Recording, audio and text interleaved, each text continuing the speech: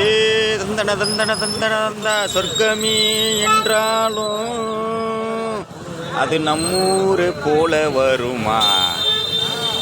அது என் நாடு என்றாலும் அது நம் நாட்டுக்கு ஈடாகுமா?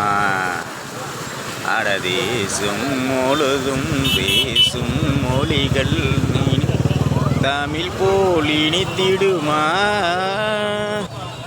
சொர்க்கமே என்றாலும் ஏன் ஏன் எந்த பாப்பாவை? நானும் தான் வருவேன். ஹாய் சொல்லுவேன். திருக்கோளம்ல நல்லா ஆற்றுல தண்ணி போகுது. ஹாய் படம் மாதிரி போகுதா? எங்க